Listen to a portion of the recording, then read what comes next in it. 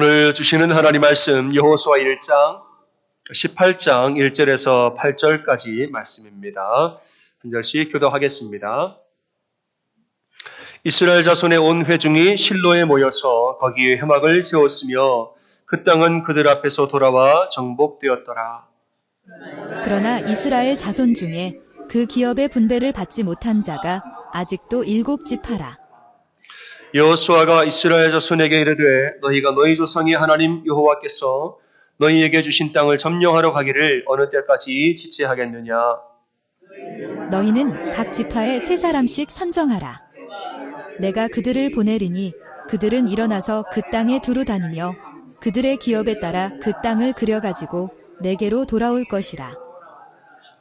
그들이 그 땅을 7부분으로 나누되 이단은 남쪽 자기 지역에 있고 요셉의 족속은 북쪽에 있는 그들의 지역에 있으니 그 땅을 7부분으로 그려서 이곳 내게로 가져오라.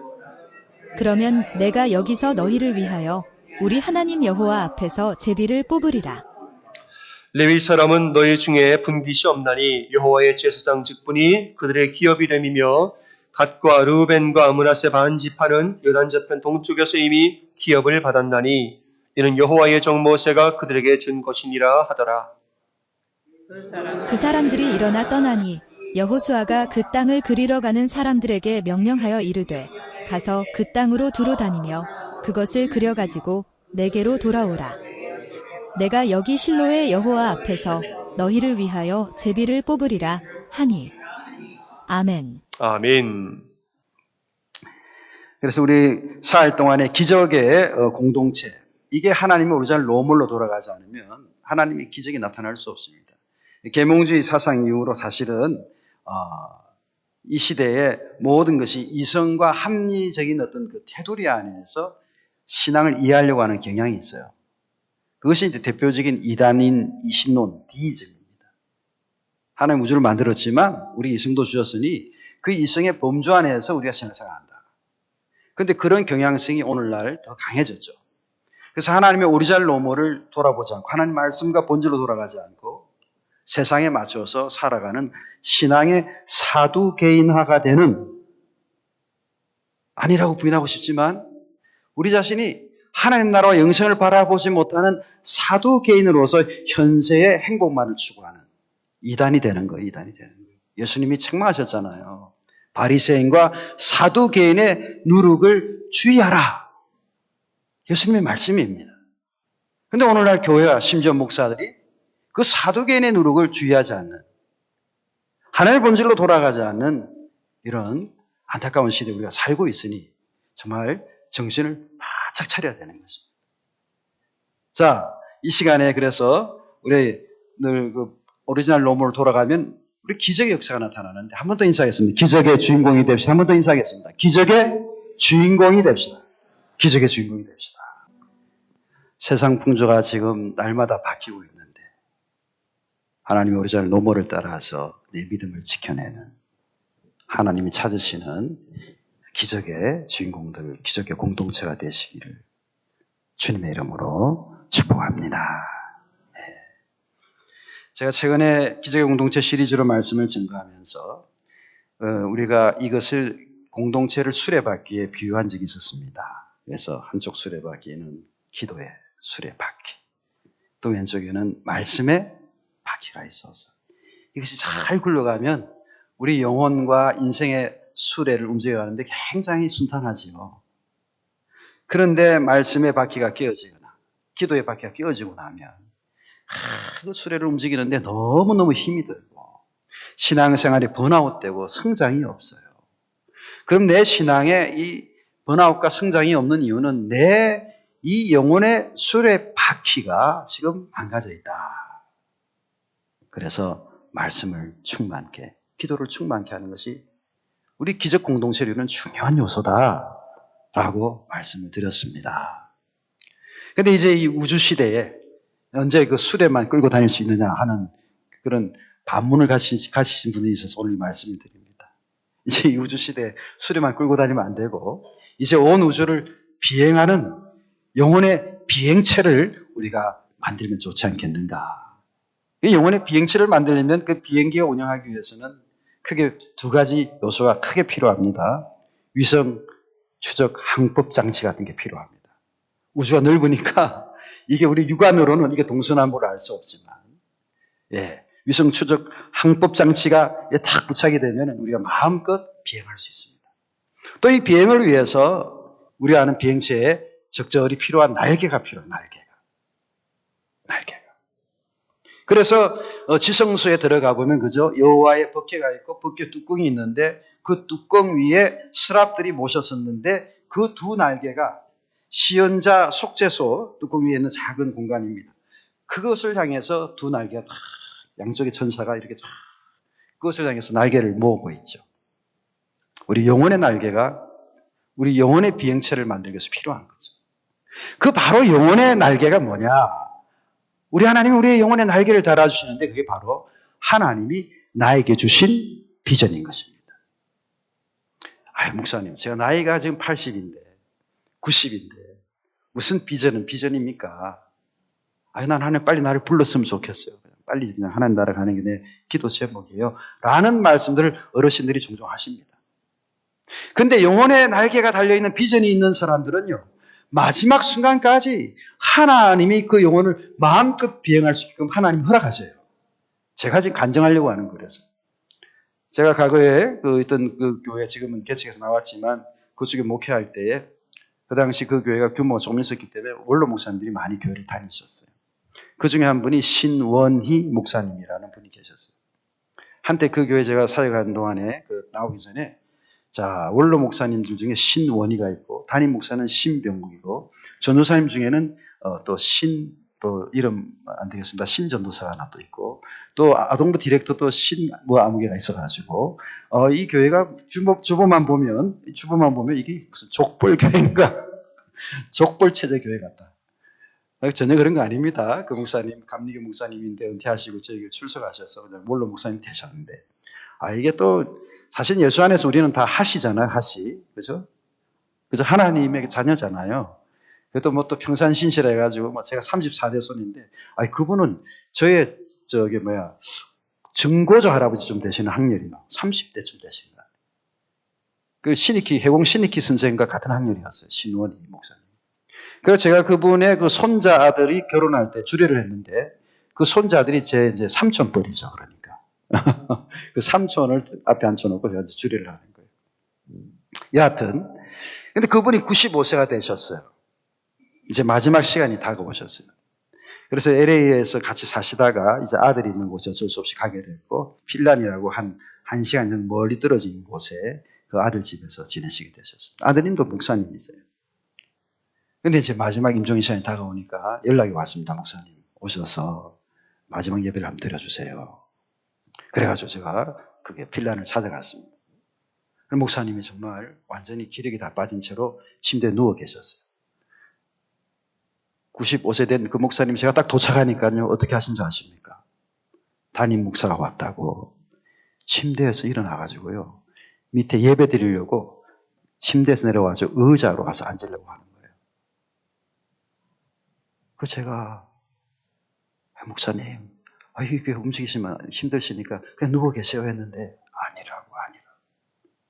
담임 목사님 왔는데 내가 예배를 제대로 드려야 된다.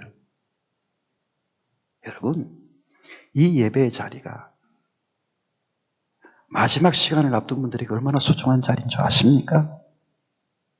이 예배의 자리가 병상에 누워 교회 오지 못하는 성도들에게 얼마나 그립고 소중한 자리인 줄 아십니까? 그 목사님이 그 예배를 드리려고 이제 임종을 직전에 두신 목사님이 결국 의자에 걸터 앉으셨어요. 참 너무 마음이 아프고 뭉클해서 힘들게 예배를 마쳤어요. 예배 끝 마치고 다시 침상에 누우시는데 근데 목사님이 너무 고맙다고 막 인사를 하시는데 바로 일어설 수가 없더라고요. 그래가지고 찬양을 좀 부릅시다. 그렇게 했어요. 그래가지고 목사님 좋아하는 찬송가를 막 같이 불렀어요. 근데 세상에 그 기력이 없어 돌아가시는 순간에 있는 목사님이요. 갑자기 흥얼흥얼 찬양을 부르세요. 그래서 자세히 들여다보니까 왜 이 셰퍼드 오늘 졸업하셨잖아요. 예? 그 목동들이, 제가 그 옛날에 아호가 목동이었어요. 목동 신병욱이었는데. 그래서 우리 성도들은 종종 한번 우리 목동 깨서 이렇게 기도할 때가 있어요. 근데 그 목동들이 그 이렇게 비스듬한 그 산 허리 틈에 그 풀밭에 누워가지고 발베개를 하고 다리 한쪽을 다 이렇게 이렇게 해가지고, 야, 세상에 그렇게 편한 모습이 없어요. 그러면서 뭐 흥얼흥얼한 찬양을 부르시는 거예요. 임종을 했던 목사님이. 그래서 제가 이런 정도면은 이게 임종하실 분이 아닌 것 같다는 생각이 들어요. 이런 뭐 아주 편안한 자세로 찬양을 부르시는데. 그리고 제가 집에 들어왔는데 그 밤에 연락이 왔어요. 소천하셨다고. 저는 그 목사님의 마지막 모습을 잊지 못합니다. 하나님, 나도 혹시 하나님 부르실 때 그런 모습으로 부름받았으면 좋겠습니다. 그 목사님의 마지막 그 시간이 젊은 목사에게 꿈이 된 거예요. 꿈이. 비전이 된 거예요. 하나님, 나도 우리 신 목사님처럼 나의 마지막에 저렇게 부름받았으면 좋겠습니다. 제가 지금 무슨 말씀을 드리냐면은, 연세 높은 어르신들도 하나님 내게 주신 비전을 따라 살아가면서 그 마지막 시간까지 어마어마한 아름다운 믿음의 영향력을 미칠 수 있는 그런 파스빌리티가 여기에 있는 거예요. 하나님의 파스빌리티가 여기에 있는 거예요. 어떻게 할 때요? 그분이 하나님의 비전을 따라 살고자 한다면 그런 놀라운 비전의 사람들이 누구든지 될 수 있는 줄로 믿습니다. 우리 어르신들, 나는 힘이 힘들어서 예배 한 번 드리는 것도 힘들어요. no problem. 집에서 그 주일 예배 시간에, 교회 예배 시간에 중보기도 용사가 될 수도 있어요. 그죠? 저희 교회 한 분 권사님은 눈이 거의 보이지 않습니다. 기도 거의 들리지 않습니다. 제 모친과 동갑인 87세이신데요. 아주 대단한 우리 권사님, 옛날에 이화여대 나오고 아주 대단한 비즈니스도 하고 아주 대단했는데 결국 눈이 멀고 귀가 들리지 않습니다. 늘 기도하기는 하나님, 신뢰함의 기적을 베풀어 주세요. 하나님, 에바다의 역사가 나타나게 해주세요. 늘 기도합니다만 아직까지는 기적이 나타나지는 않고 있어서 또 계속 기도하고 있습니다. 그래서 교회를 못 나오신 지 되게 오래됐습니다. 근데 늘 무슨 때가 되면 카드를 보내오시고, 무슨 때가 되면 늘 매주 주일 헌금 11조 헌금 보내는 건 매주 알아 착착착착 다 눈도 보이지 않는데 글이 삐뚤빼뚤 그냥 눈이 잘 보이지 않으니까 감으로 쓰시는데 늘 그것을 우편으로 보내시고 카드를 보내시고, 얼마나 큰 위로와 얼마나 큰 은혜를 주신지 몰라요. 조건과 환경이 문제가 아닙니다. 내 마음속에 하나님의 영광을 향한 비전이 남아있으면 그 조건과 환경을 우리는 얼마든지 뛰어넘어 누군가의 감동을 주고 누군가의 위로를 주고 또 용기를 줄 수 있는 사람이 되게 될 줄로 믿습니다. 종종 저는 우리 자녀들에게 제가 마음에 품고 있는 비전을 종종 이야기할 때가 있습니다. 사실 제 비전을 들으면 너무 황당한 비전이거든요.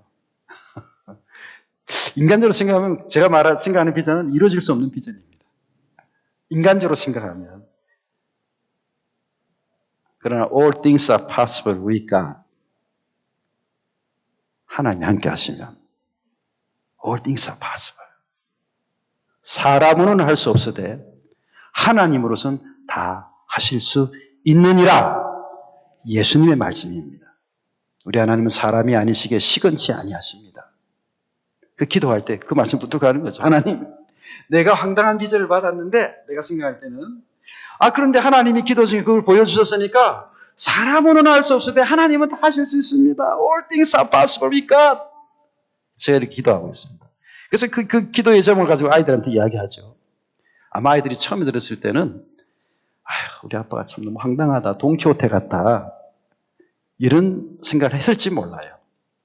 그러나 우리 아이들이 자라면서 저의 모습을 보고 또 제가 기도하는 내용을 듣고 지금은 달라요. 대화하면 그 눈빛이 아빠, 하나님 정말 그렇게 하실 수 저는 있을 것 같아요. 할렐루야. 별로 기분이 나쁘지. 자녀들이 어릴 때는 황당한 비전 같았는데 쭉 같이 살아오면서 보니까 아빠, 하나님이 그렇게 하실 것 같아요. 좀 더 기회를 드리겠습니다. 할렐루야. 남의 일이지만 기뻐해 주세요. 여러분 자녀들에게 그 꿈을 이야기해 주세요. 비전을 나눠주세요. 특히 나이 드신 분들, 어르신들이 얘야 나에겐 아직 이런 비전이 있어 하고 비전을 나눠주세요. 그럼 자녀가 똑바로 된 자녀면요, 그 아빠와 엄마의 비전을 무시하지 않습니다.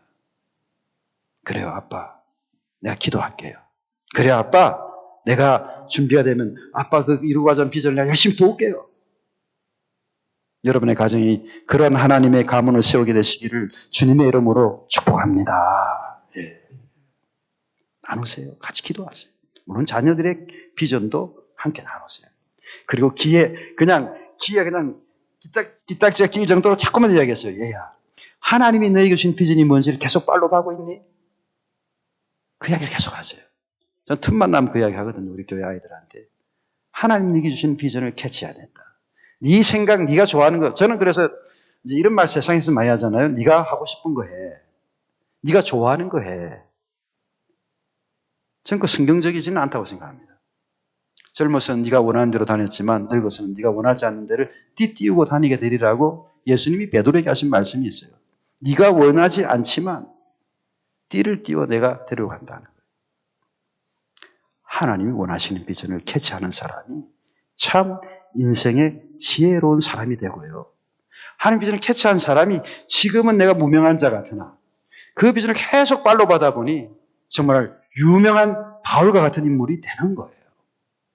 여러분, 하나님 비전을 내게 깨닫게 해달라고, 놓치지 않게 해달라고, 못 본 척하지 않게 해달라고, 못 들은 척하지 않게 해달라고 항상 깨어 기도하시기를 주의 이름으로 축복합니다. 예. 이 비전에 중요한 부분이 있는데요. 그것이 이제 바로 속도보다 방향인 것입니다. 오늘 현 시대는 속도가 중요해요. 지금 요즘 삼성전자가 추락하고 있습니다. 열심히 속도를 내가지고 그냥 나노 기술을 개발하고 막 초격차 막 개발하고 있었는데 갑자기 삼성이 지금 흔들리고 있습니다. 왜 흔들리느냐? 지금 방향이 확 달라진 거예요. AI가 개발되면서 제가 젊은 시절에, 그러니까 제가 한 20대 중반 그 시절에 그냥 그래픽 카드 만드는 조그만 회사였던 그 요즘 엔비디아. 아주 조그만 회사였거든요.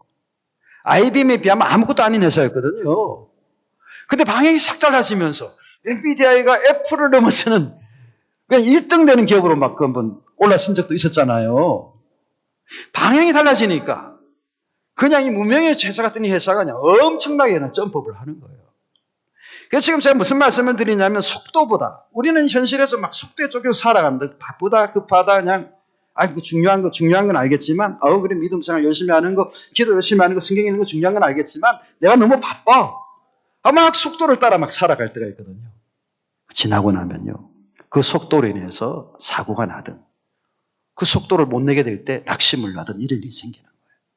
그런데 하나님이 원하시는 비전과 하나님이 원하시는 방향을 향해 나아가면 지금 아무 일도 일어나지 않는 것 같아요. 이게 앞으로 어떻게 될까? 알 수 없는데 그냥 묵묵히 그 방향을 따라가다 보면 어느새 말이죠. 순식간에 레비우스의 띠처럼 내가 처음 출발한 것 같은데 벌써 끝에 도달해 있는 그런 놀라운 기적을 체험하게 되는 줄 믿으시기를 바랍니다. 우리 미래클 LA 교회도 지금 속도는 지금 우리가 이제 못 내는 상황이 됐어요. 성전도 없고 모든 게 그냥 재정적으로 압박이 오고 왜냐면 렌트를 빌려가서 또 지금도 한 8,000만 가까운 돈을 내고 다른 것도 이것도 저것도 하려고 속도를 내기 힘들어요. 근데 제가 늘 이야기하는 겁니다. 방향만은 놓치지 말자. 성도들한테. 우리에겐 두 가지 방향이 있거든요. 내부적으로는 디사이플십 트레이닝을 하는 거. 재생산하는 제자를 만드는 거예요. 외부적으로는 미셔널 처치가 되는 거예요. 그래서 우리 이제 EM이 지금은 이제 하나님의 이상한 역사로 몇 년 사이에 가겐 우리 아이들이 자라가지고 EM 멤버가 됐어요. 그랬는데 지금은 EM 멤버가 지금 6대4로 타인종이 더 많아졌어요. 갑자기. 그럼 한인교회 정체성이 점점 약해질 거라고 추정이 돼요. 우리 아이들이 또 타인종과 결혼해서 교회를 나왔고 이런 상황들이 좀 있는 거죠. 아마 한인들은 1세대다 사라지고 이제 믹스업되면 점점 적어질 거예요, 포션이. 근데 저는 두려움이, 걱정이 안 되는 거죠. 왜? 우리의 방향은 인종이 달라도, 그죠? 뭐 컨셉이 달라도 방향만 같으면 제자가 되는 것, 미션을 처치로 온 민족의 복음을 전하는 것, 흑인이면 어떻고, 뭐 백인이면 어떻고 상관이 없잖아요.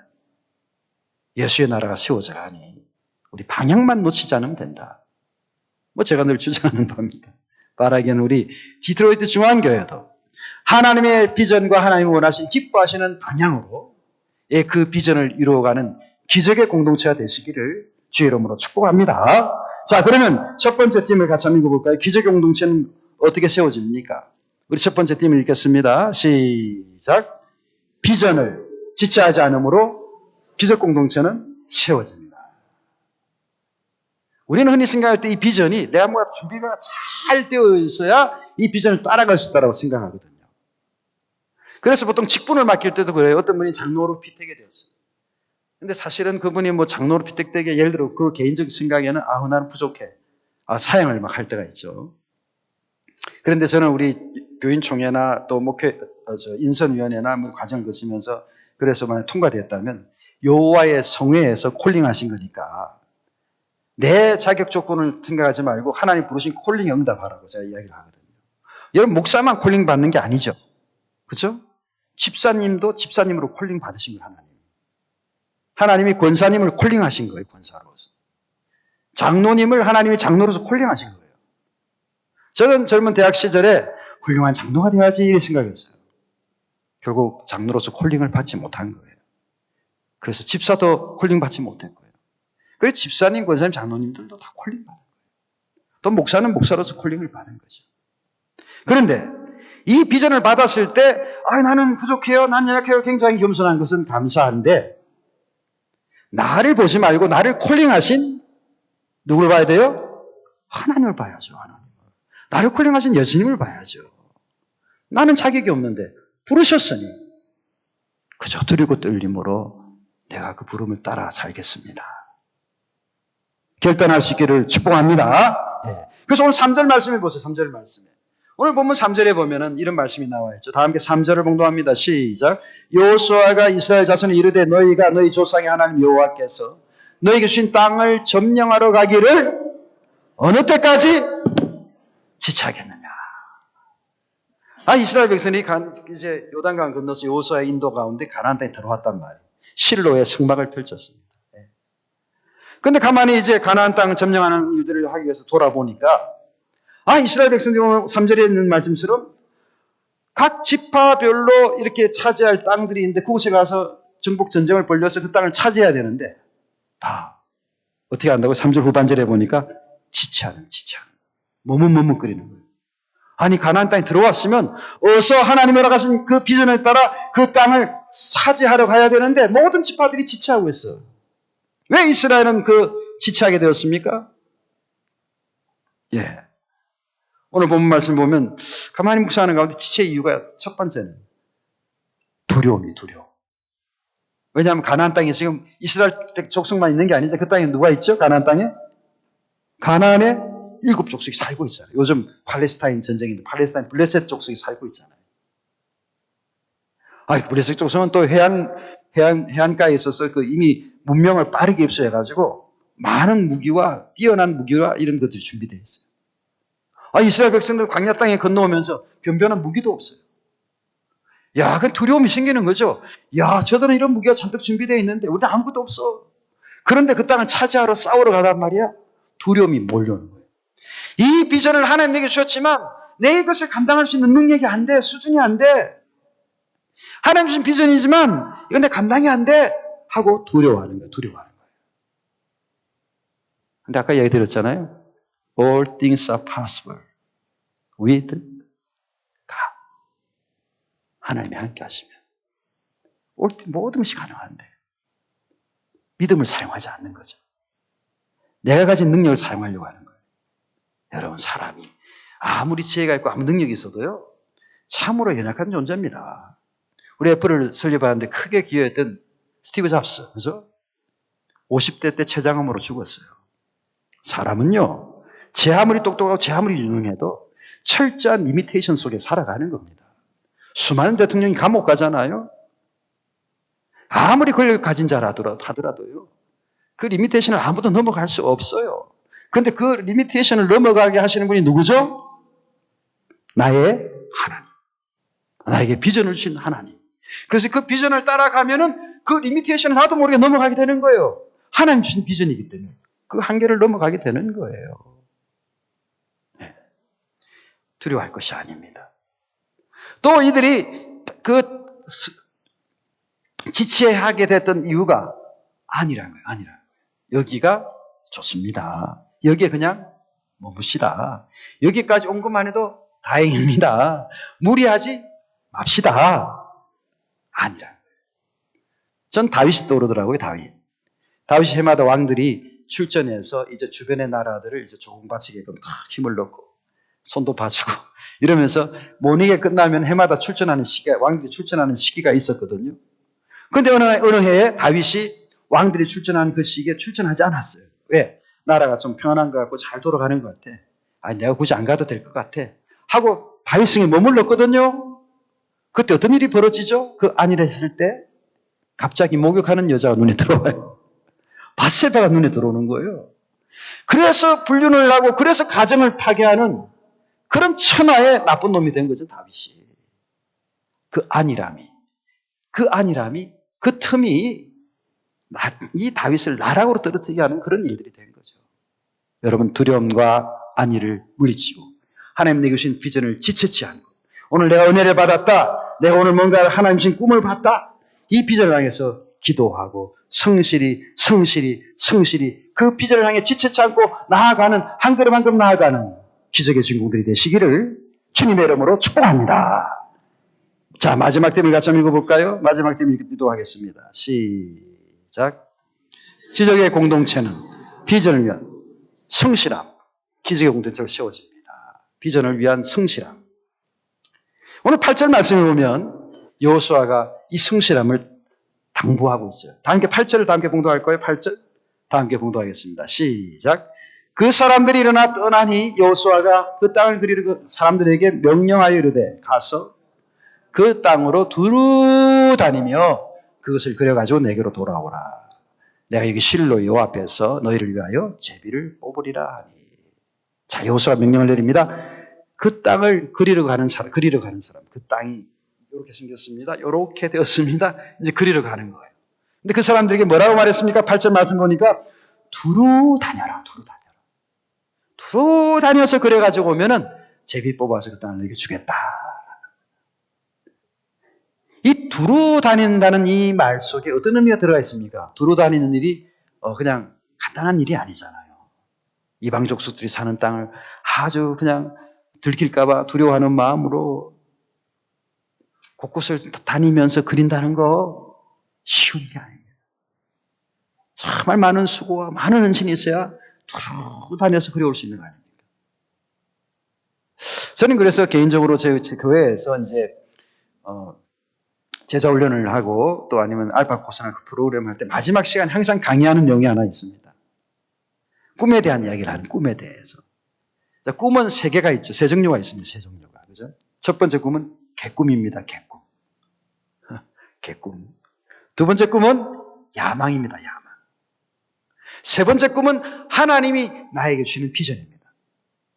근데 많은 성도들이 이 세 가지 꿈에 대해서 이것을 디바이드를 못하고 이렇게 혼재된 속에 살아갈 때가 많이 있어요. 이 개꿈이 하나님의 비전인지, 내 야망이 하나님의 비전인지. 이러다 보니까 열매가 없지요. 그냥 날개를 펴고 쫙 비상해야 되는데 비상할 수가 없는 거예요. 꿈은 어떤 특징이 있습니까? 꿈을 꾸기는 꾸는데 어떤 특징이 있습니까? 내가 꿈꾸고 나서 어떻게 합니까? 잊어버리거나 아무것도 하지 않아요. 그래서 개꿈이 되는 거예요. 꿈은 꿨는데 잊어버리거나 아무것도 하지 않는 거예요. 우리는 그것을 개꿈이라 이야기하는 거죠. 야망은 달라요. 야망 꿈을 가졌어요. 그래서 그 꿈을 이루기 위해서 엄청난 노력을 합니다. 근데 그 엄청난 노력을 할 때 내 야망에 방해가 되는 것을 다 짓밟아 버립니다. 뭐 예를 들어서 뭐 구테타를 하든 그냥 사람을 죽이든 간에 뭐 돈을 빼앗든 간에 내 야망을 이루기 위해서 막 남을 짓밟으면서 나는 그 꿈을 향해 가지만 그 꿈 때문에 주변에 많은 사람이 피해를 입고 그 꿈 때문에 그 야망 때문에 하나님이 영광을 받지 못하시는 거예요. 그런데 하나님 주신 비전은 어떻습니까? 그 비전을 이루기 위해서 날마다 고린도전서 9장 27절의 말씀같이 나는 남에게 이기자고 외쳐놓고 자신이 나고자가 되지 않기 위해서 날마다 내 자신을 쳐서 복종케 한다. 사도 바울의 고백입니다. 여러분 바울이 갑자기 위대한 사도가 된 게 아니에요. 9장 27절 말씀 보면 그 사람 자체가 위대한 사람이었음에도 불구하고 날마다 남에게 이기자고 외쳐놓고 자신이 나고자가 되지 않으려고 날마다 자기 자신을 쳐서 복종케 하는 날마다의 그 비전을 이루기 위해서 그렇게 준비를 했다는 거예요. 그래서 바울이 우리가 기억하는 대로 하나님의 비전을 이룬 사람이 된 거잖아요. 자기 자신을 끊임없이 그렇게 단련합니다. 그러한 주신 비전을 살아가기 위해서 이 비전을 행하는 사람들에게 영향을 줍니다. 아까 신원희 목사님처럼 젊은 목사인 제가 저렇게 마지막을 준비하겠구나. 영향을 줍니다. 주변의 사람들에게 아주 아름다운 믿음 영향을 줍니다. 저분이 90이 넘은 몸도 가누기 힘든 분이 주일 예배를 지키려고 그 자리를 사수하려고 그 예배를 사수하려고 그 애를 쓰는 거죠. 저는 지금도 잊을 수 없는 게 저희 교회 위암으로 돌아가신 시인이 한 분이 진연주 시인이라는 여자 시인인데 시집도 많이 낸 유명한 시인이었었는데 위암에 걸렸어요. 그래서 병원에 가서 기도도 많이 했는데 마지막 시간에 가가지고요. 그 아픈 몸을 이끌고 저기 모르겠습니다만 분홍색 빨간색 입으신 우리 권사님 정도장 지금 그 자리에 이를 악물고 와서 위암의 고통 속에 있는데 교회 와서 예배 드리려고 이를 악물고 와서 저 자리에 앉는 거예요. 그러다 하나님 부름 받았습니다. 그럼 제가 교회 올 때마다 그 자리를 보면 누가 떠오르죠? 그 집사님. 그 예배를 드리려고 고통으로 이루 말할 수 없는 그 몸을 이끌고 예배 시간에서 그 예배 드리려고 하는 그 집사님이 저절로 떠오르는 거죠. 여러분 하나님 주신 비전을 살아가는 그 일에는 주변의 많은 사람들에게 믿음의 선한 영향을 미치게 될 줄로 믿습니다. 그리고 마지막으로 하나님께 영광이 되죠. 그죠? 이 꿈을 주신 하나님이 얼마나 기뻐하시겠어요. 야, 네가 이거 이룰 수 없는 꿈인데 믿음을 가지고 네가 지금 여기까지 따라왔구나. 그래, 내가 보여준 꿈대로 너를 이끌어서 그 꿈이 이루어지게 내가 해주마. 하나님의 비전이 완성이 되는 거죠. 내 힘으로 한 거 아니죠. 그 꿈을 향해 한 걸음 한 걸음 걸어갔더니 하나님이 그 비전을 완성할 수 있도록 하나님이 이끌어 주셨어요. 사랑하는 성도 여러분, 여러분 이렇게 꿈을 따라 사시겠습니까? 야망을 따라 사시겠습니까? 하나님 주신 비전을 따라 사시겠습니까? 1, 2, 3번 중에 하나를 선택하십시오. 그리고 여러분 인생의 마지막 때에 그 일로 인해서 하나님 영광 받으시고 이 교회 공동체가 큰 은혜를 받고 내 자녀가 내 주변의 사람들이 말할 수 없는 감동을 받는 비전의 주인공들이 되시기를 주님의 이름으로 축복합니다.